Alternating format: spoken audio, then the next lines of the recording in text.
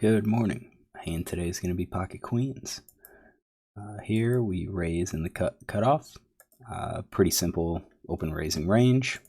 And we get a button caller. Button only has 8 hands, so we just kind of have to default to what we think the population is doing. I think in general, population looks something maybe like this. Pocket pairs, calling, hoping to set mine. Suited connectors, calling, hoping to hit a flush or maybe a straight draw. Suited aces for the flushes. Broadway, looking at straights, pair, top pair, 2 pair maybe. This is 18% of hand. That means they're going to be folding a little over 80% of the time that we raise. This, I think, is just general. Every player is going to be different.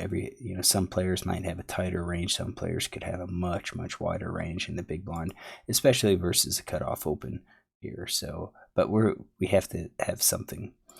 So flop comes down 7-3-4 with 2 hearts, and I expect villain to be checking here 100%. I don't expect them to bet at all. I think this is a board that you expect is going to miss me quite a bit. I think this villain could call light. Some villains call light. Some villains are just going to dump their overcards. I think you have heart draws out there. You've got potential ace-2, ace-3, ace-4, ace-5. So potential straights. You've got your bottom pair. So I think ace-3, ace-4, ace-7 is entirely likely. I think they're going to be calling if I bet. So I think on this board, I think we should be attacking. I think we're going to be attacking with pretty much our entire range here, looking to get him to fold, unless we're up against a player that just doesn't like to fold. And I've seen some of those. I don't really see any of these players at this table. We've got position. So I fired half pot, and that's probably going to be, when we factor in all of our draws and stuff, I add all of the overcards, that's 100%. No made hand, brings us to 100%. We've got a lot of hands that miss, and we know that. So, but we're trying to take advantage of players that will fold, all of their hands like this. So like the 10-8s, the jack-9s, the 10-9s. We just, we're betting because with all of these hands, because if he folds, hey, we profit. But we do know that when we bet here, if we get called, we're not going to be betting as high a frequency. We're probably only going to be barreling on maybe 20% of the turn, 30% of the turn, because we've got a huge number of these hands that missed. So we're going to have to protect our checking range by also checking some of our better hands, probably like with queens. All right. So we see bet. Villain actually raises, check raises. So what kind of hands is he going to check raise with? I think an overpair could check raise. I think a top pair probably could check raise. I believe any of these pairs could check raise because, as I said, I'm missing this board huge percent of the time. I think sets check raise, straights check raise.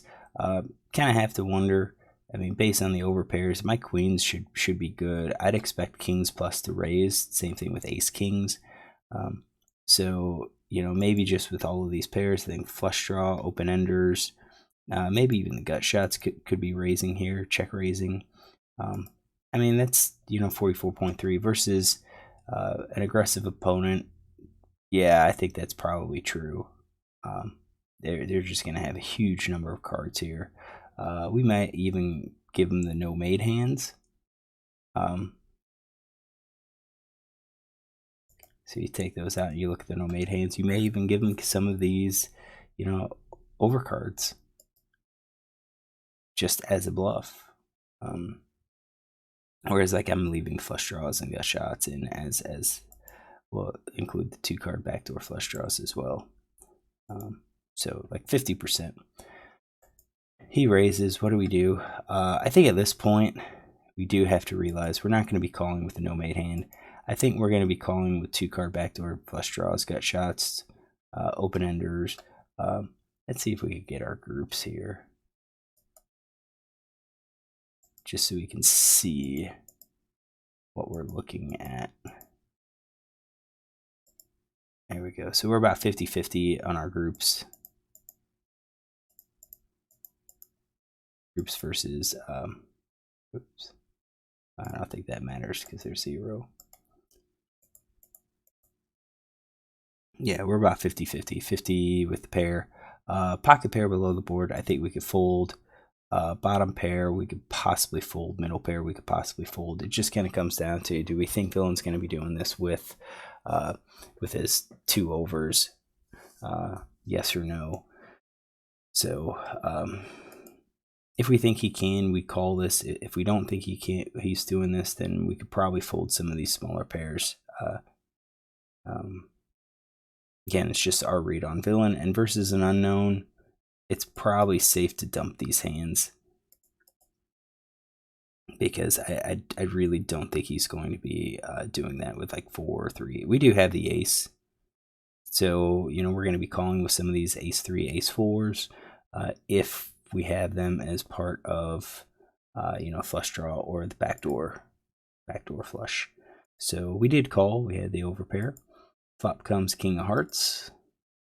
Not the best. I mean, all the heart flushes connect there, and Villain 2 checks. So, once the heart flush gets there, what do we think he's going to check? What do you think he's going to bet? I would expect him to be betting the flush here. That is a scare card. He already check raised. I think that connects with his what his perceived range is. Maybe there is a chance that he does check and is looking to hit the check raise again. So I think he's going to be checking that. Straight, I think, is going to check. I think sets are going to check. Top pair. I think all of these pairs are just going to be checking now. I don't think they're going to be aggressive. I think they're going to be worried that I have, the ace of hearts. The lone flush draws, I think we've got those covered just by all of this. So I think 85% he's checking. I think if we bet, we're going to get him to dump some of these lower cards. Maybe even get him to dump like a straight. I don't think the set's going to fold because they could always improve. So what did I do? He showed weakness. I bet here. I did attack it. I think with this, we're betting the flush. We hope that he calls with the flush. I think we're betting the straight. We're betting overpair. We're betting top pair with our king. Pocket pair less than the top card. I don't think we're going to be betting all of these. So I think we're betting queens and jacks. Especially if we've got our flush draws, if we've got the queen, if we've got the hearts. I think 8s, 9s, 10s are probably just going to check because we have him with overcards. Maybe even 10s we bet here. We have him with overcards, so if we bet and he decides to call with that underpair because he doesn't believe that the king hit us, we could be behind. So about 50% if he calls with the overcards, we're going to be behind. But if we restrict it to queens, jacks, and 10s, that gives us the benefit. What kind of bluffs are we going to be making? I think we're going to be betting with our nut flush, probably the second nut, queen, probably the third nut, so queens, jacks. I don't think we're going to be betting with the open ender. I mean, we could. Definitely could help us.